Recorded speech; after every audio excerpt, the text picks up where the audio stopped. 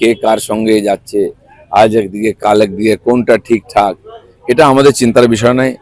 বিধানসভায় মাননীয় স্পিকার দেখছেন, কোর্টে গেছেন, আদালত দেখবেন, তহবিল কে নেবে, কার্যালয় কে নেবে, কে কোন এমপি এমএলএ কোন পার্টিতে কোন গোষ্ঠীতে যাবে, এটা ওনার ভেতরের ব্যাপার। এ নিয়ে আমাদের কিছু বলার নেই। আপনারা নিজেরা বিধানসভায় ফ্লোরে যে প্রমাণিত করবে মেজরিটি সেই হবে। আর এটা তারা বিরোধী দলের দায়িত্ব পালন করুন, এটা আমরা চাই। ভাঙন কিন্তু অব্যাহত কালীঘাট তৃণমূলে। এর আগে ফিরাদ হাকিম, চন্দ্রিমা ভট্টাচার্যের পর এবার কালীঘাট তৃণমূলে আরো বড় ভাঙন। মমতা বন্দ্যোপাধ্যায়ের হাত ছাড়লেন অনুব্রত মণ্ডলও। ঋতব্রতর শিবিরে গেলেন অনুব্রত মণ্ডল। ইতিমধ্যেই বীরভূমের দায়িত্ব তুলে দেওয়া হয়েছে কেষ্টর হাতে। বীরভূমে ঋতব্রত তৃণমূলের জেলা সভাপতি অনুব্রত মণ্ডল। গতকালই বীরভূমের জেলা সভাপতি হিসেবে অনুব্রত মণ্ডলের নাম ঘোষণা করেন ঋতব্রত বন্দ্যোপাধ্যায়। আইপ্যাক দলটাকে শেষ করেছে, নয়তো আইপ্যাক ছিল না। একটা ইউপির ছেলে, তার কি কি নলেজ আছে মুরারের সম্বন্ধে? একটা বিহারের ছেলে, রাজস্থানের ছেলে, তার লাভপুর নানুর সম্বন্ধে কি আইডিয়া আছে? তারা দল চালাবে, তারা টাকা তুলতে এসেছিল। পালাবদলের পরেও কিন্তু অনুব্রত মণ্ডল বারবার সরব হয়েছিলেন এবং তিনি বলেছিলেন যে মমতা বন্দ্যোপাধ্যায়ের সঙ্গে তার যে মধুর সম্পর্ক ছিল, কেন ভাটা পড়লো জানি না। দিদির সঙ্গে সম্পর্ক এখনো ভালো, কিন্তু আইপ্যাক বা অভিষেক বন্দ্যোপাধ্যায় দলটাকে শেষ করে দিয়েছে। কি অভিযোগ করেছিলেন অনুব্রত মণ্ডল, শোনাবো। সম্মান পেলে দল করবো, সম্মান না পেলে দল করবো না। রাজনীতিতে প্রথম এসেছিল তো, তখন ইলামবাজার এলাকাটা খুব একটা ভালো ছিল না। মুকুল্লাই বললো তুই একটু অভিষেককে এগিয়ে যা। হ্যাঁ, আমি কিন্তু মুকুল্লাইয়ের কথায় ওই জায়গাটা, রাস্তা ফাস্তা তো গ্রামের রাস্তা, বুঝতেই পারছেন, আমি একটু এগিয়ে গিয়েছিলাম। তো ও নেমে আমাকে বলেছিল, তুমি তুমি রাজনীতির কী বোঝো? ওকে দেখে তো আমি রাজনীতি করি না, আমি তো মমতা ব্যানার্জিকে দেখে রাজনীতি করি। আইপ্যাক তো দলটাকে শেষ করলো, দুনিয়ার জায়গা থেকে টাকা তুলে নিয়ে গেল, আর আলফাল দলের লোকগুলোকে বসিয়ে দিয়ে গেল। তারা দলের ভাবমূর্তি নষ্ট করলো, টাকা পয়সা তুললো, সব কিছুই করলো। 100 পেরোবে না, শতাব্দীর রায়ের সঙ্গে কথা হয়ে গেছিলো, ভোটের আগে বলে দিয়েছিলাম। ও বলেছিল হ্যাঁ যেভাবে চলছে 100 পেরোবে না। আইপ্যাক দলের 12টা বাজিয়ে দিয়েছে। মমতা ব্যানার্জি আন্দোলন করে উঠে এসছে, তো মমতা ব্যানার্জি ভুল কাজ করবে কেন? একের পর এক তৃণমূলের হেভিওয়েট নেতা নেত্রী তারা দল ছাড়ছেন, মমতা বন্দ্যোপাধ্যায় সঙ্গ ছাড়ছেন, কালীঘাট তৃণমূল ছাড়ছেন। শুধুমাত্র অনুব্রত মণ্ডলে যে সরব হয়েছেন তা নয়, প্রাক্তন তৃণমূল বিধায়ক, আরেক প্রাক্তন তৃণমূল বিধায়ক বিকাশ রায়চৌধুরী, তিনিও কিন্তু অভিষেক বন্দ্যোপাধ্যায়ের বিরুদ্ধে সরব হয়েছিলেন। যে মমতা বন্দ্যোপাধ্যায়ের সঙ্গে আপনাদের সম্পর্ক খুব ভালো ছিল, সেই জায়গায় এই রকমভাবে বীরভূমটা গোটাটা এই অবস্থা হলো কেন? আমার মনে হয় ওনার প্রতি তো অনেকের শ্রদ্ধা ভালোবাসা সবই আছে, কিন্তু সেনাপতি তার প্রতি আমাদের ভরসা নেই। মমতা বন্দ্যোপাধ্যায় হাত ছাড়লেন অনুব্রত মণ্ডল এবং তিনিও কিন্তু যোগ দিলেন ঋতব্রত শিবিরে। তার এই শিবির বদল নিয়ে রাজ্যের পঞ্চায়েত মন্ত্রী দিলীপ ঘোষ কি বলেছেন, শোনাব। কে কার সঙ্গে যাচ্ছে, আজ একদিকে কাল একদিকে, কোনটা ঠিকঠাক, এটা আমাদের চিন্তার বিষয় নয়। বিধানসভায় মাননীয় স্পিকার দেখছেন, কোর্টে গেছেন, আদালত দেখবেন, তহবিল কে নেবে, কার্যালয় কে নেবে, কে কোন এমপি এমএলএ কোন পার্টিতে কোন গোষ্ঠীতে যাবে, এটা ওনার ভেতরের ব্যাপার। এ নিয়ে আমাদের কিছু বলার নেই। আপনারা নিজেরা বিধানসভায় ফ্লোরে যে প্রমাণিত করবে মেজরিটি সেই হবে। আর এটা তারা বিরোধী দলের দায়িত্ব পালন করুন, এটা আমরা চাই।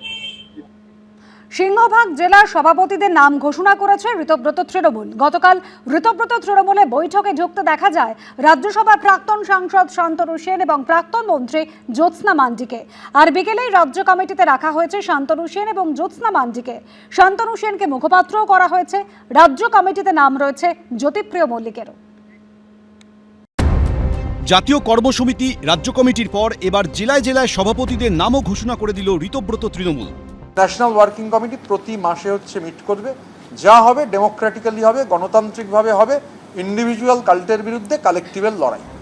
ঘর ছাড়াদের দিন কয়েক আগেই ঘরে ফেরার ডাক দিয়েছিলেন মমতা বন্দ্যোপাধ্যায়, কিন্তু তার ঘর আরও ভেঙে নিজেদের ঘর গুছিয়ে নিলেন ঋতব্রত বন্দ্যোপাধ্যায়রা। শুক্রবারই ঋতব্রত তৃণমূলের বৈঠকে দলের রাজ্য সভাপতি করা হয় দক্ষিণ দিনাজপুরের হরিরামপুরের তৃণমূল বিধায়ক বিপ্লব মিত্রকে, কার্যকরী সভাপতি করা হয় জাভেদ খানকে, যুব কংগ্রেস মহিলা তৃণমূলের পদাধিকারীদেরও নাম ঘোষণা করা হয়। আর শনিবার সিংহভাগ জেলার সভাপতিদের নাম ঘোষণা করল ঋতব্রত তৃণমূল। দক্ষিণ কলকাতা শ্রী দেবাশিস কুমার, উত্তর কলকাতা শ্রী সন্দীপন সাহা, মেদিনীপুর পশ্চিম শ্রী প্রদীপ সরকার, বাঁকুড়া শ্রী রথিন ব্যানার্জি, পূর্ব বর্ধমান শ্রী রবীন্দ্রনাথ চ্যাটার্জি, পশ্চিম বর্ধমান শ্রী নরেন্দ্রনাথ চক্রবর্তী এবং বীরভূম শ্রী অনুব্রত মণ্ডল। এটা হচ্ছে আমাদের জেলা সভাপতিদের তালিকা। দক্ষিণ দিনাজপুর জেলার সভাপতি করা হয়েছে আনিসুর রহমানকে, মালদার দায়িত্বে প্রাক্তন আইপিএস প্রসূন বন্দ্যোপাধ্যায়, জঙ্গিপুরের ইমানি বিশ্বাস, মুর্শিদাবাদের অপূর্ব সরকার, যাদবপুর ডায়মন্ড হারবার সাংগঠনিক জেলার দায়িত্ব দেওয়া হয়েছে শুভাশিস দাসকে। শনিবার ঋতব্রত তৃণমূলের বৈঠকে ঢুকতে দেখা যায় রাজ্যসভার প্রাক্তন সাংসদ শান্তনু সেন ও প্রাক্তন মন্ত্রী জ্যোৎস্না মান্ডিকে। বিকেলে জেলা সভাপতি, রাজ্য কমিটির সদস্য ও মুখপাত্রদের নাম ঘোষণা করা হয়।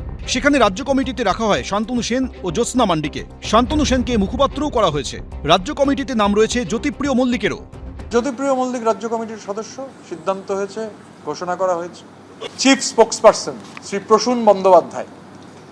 এবার পরপর যারা স্পোক্সপারসন শ্রী স্নেহাশিস চক্রবর্তী, জনাব আকরুজ্জামান, শ্রী সুদীপ রাহা, শ্রী কোহিনুর মজুমদার, ডক্টর শান্তনু সেন, শ্রী সন্দীপন সাহা এবং শ্রী অপূর্ব সরকার ডেভিড। কে আসল তৃণমূল তা নিয়ে ইতিমধ্যেই দুই শিবিরের যুদ্ধের জল গড়িয়েছে নির্বাচন কমিশন অবধি। তার মধ্যেই কমিটি বনাম কমিটি তৈরির লড়াই চলছে। এদিকে এবার ধর্মতলায় 21শে জুলাই পালনের অনুমতি পায়নি ঋতব্রত তৃণমূল বা কালীঘাট তৃণমূল। গান্ধীমূর্তির পাদদেশে 21শে জুলাই পালন করবে ঋতব্রত তৃণমূল। এদিন ঋতব্রত তৃণমূলের তরফে জানানো হয় 21শে জুলাই উপলক্ষে সোমবারই তারা স্পট পরিদর্শনে যাবেন। প্রথম কর্মসূচি হচ্ছে 21শে জুলাই। আমরা পারমিশন পেয়েছি, আমরা গান্ধী মূর্তিতে, মেয়র রোডের ওখানে, গান্ধী মূর্তির ওখানে আমরা সমাবেশ করব। স্বাভাবিকভাবে এখন প্রথম কর্মসূচি হচ্ছে 21শে জুলাই। মমতা বন্দ্যোপাধ্যায়ের নেতৃত্বে তৃণমূল কংগ্রেস ছিল, আছে, থাকবে। বিভিন্ন জায়গার মদত পেয়ে তৃণমূলকে ডিস্টার্ব করতে চাইছেন তারা, এই ধরনের কাজকর্ম করাচ্ছেন। কত রকম লোক আছেন, কার কার বিরুদ্ধে কি কি অভিযোগ একসময় কে কে তুলেছিল, আর তারা সব এক জায়গায় গিয়ে বসে যে একটা বিরাট সার্কাসের তাঁবুর তলায় বসেছেন। মানুষ দেখছেন, বিচার করছেন তাদের ব্যাপারে। তৃণমূলের টালমাটাল, এই প্রেক্ষাপটে কটাক্ষ ছুড়ে দিয়েছে বিজেপি। কে কিভাবে রান্না করবেন, কে কোনটা বর্জন করবেন, কে কার গলায় মালা পরাবেন, কে কোন দিকে শীতে কেটে চুল আঁচড়ালেন, কে কার সঙ্গে বিচ্ছেদ করবেন, এটা সম্পূর্ণই তাদের ব্যাপার, তাদের ব্যক্তিগত ব্যাপার। আমাদের কিসের মাথা ব্যথা আছে? মানুষ তৃণমূলকে ফেলে দিয়েছে, মানুষ ছেড়ে দিয়েছে, আর তৃণমূল নেই, তৃণমূল নির্মূল হয়ে গেছে। কালীঘাট তৃণমূলের তরফে পাল্টা কোনো জেলা সভাপতিদের তালিকা সামনে আনা হয় কিনা সেটাই এখন দেখার। উজ্জ্বল মুখোপাধ্যায়, অনির্বাণ বিশ্বাস, শিবাশিস মৌলিক, এবিপি আনন্দ। জেলা পরিষদে দুর্নীতির অভিযোগ মুখ্যমন্ত্রীর, মানতে নারাজ সভাধিপতি। জেলা পরিষদের মিটিংয়ে বিজেপি, কংগ্রেস এবং সিপিএম এর তোপের মুখে জেলা পরিষদের তৃণমূল সদস্যরা। গতকাল বৈঠকে যোগ দেন সভাধিপতি, দুই সাংসদ আবু তাহের খান এবং খলিলুর রহমান। বৈঠকে ছিলেন বহরমপুরের বিজেপি বিধায়ক, জঙ্গিপুরের বিধায়ক, ডোমকলের সিপিএম বিধায়ক। ডায়াগনস্টিক সেন্টার বন্ধ থাকা নিয়ে সরব হন বহরমপুরের বিজেপি বিধায়ক। এমসিইটি কলেজ এবং রবীন্দ্রনাথ ঠাকুর ডায়াগনস্টিক সেন্টারে হাল ফেরানোর দাবি বিজেপি বিধায়কের। তৃণমূল সরকার থাকার সময় সাধারণ সভায় ডাক পেত না বিরোধীরা। জেলা পরিষদের কাজ নিয়েও একাধিক অভিযোগ বিজেপি বিধায়কের, যদিও দুর্নীতির অভিযোগ অস্বীকার জেলা পরিষদের সভাধিপতি।